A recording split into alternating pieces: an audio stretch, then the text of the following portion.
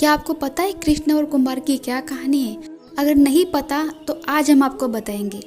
Hello friends, मेरा नाम है सुजाता और सुजाता's मैजिकल वर्ल्ड में आप सभी का स्वागत है। अगर आपको हमारी ये कहानियाँ अच्छी लगेगी तो हमारे चैनल को सब्सक्राइब ज़रूर कीजिए, ताकि हमें एक मोटिवेशन मिलता है कि हम आपके लिए ऐसी कहानियाँ और लेके आए। तो चलिए शुरू करते हैं आज की कहानी। भगवान श्री कृष्ण और कुमार की कहानी। ये कहानी भगवान कृष्णा के बाल्यकाल की है। बचपन में कृष्णा बड़े ही शरारती थे।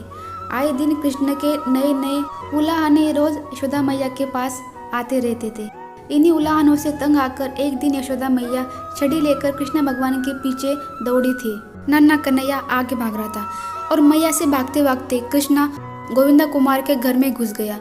उस वक्त कुमार अपने काम में व्यस्त था, पर जब कुमार की दृष्टि भगवान पर पड़ी तब वो बड़ा ही प्रसन्न हो उठा। कृष्णा बोले, कुमार जी, मेरी मैया बहुत क्रोधित है और मुझे छड़ी लेकर ढूंढ रही है। कुछ समय के लिए मुझे कहीं छुपा दीजिए। कुमार भगवान श्री कृष्ण के अवतार स्वरूप से ज्ञात था।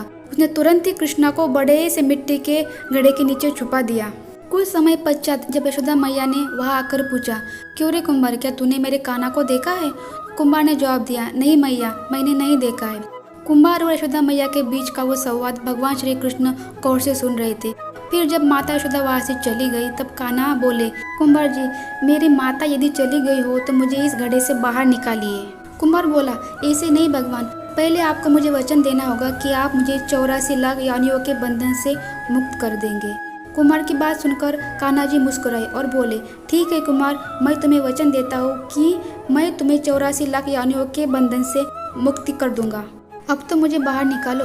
कुमार बोला, मुझे अकेले को नहीं महाप्रभु, मारे पूरे परिवार को भी 84 लाख यानियों के बंधन से मुक्त करने का वचन दीजिए, तो ही मैं आपको घड़े से बाहर निकालूंगा।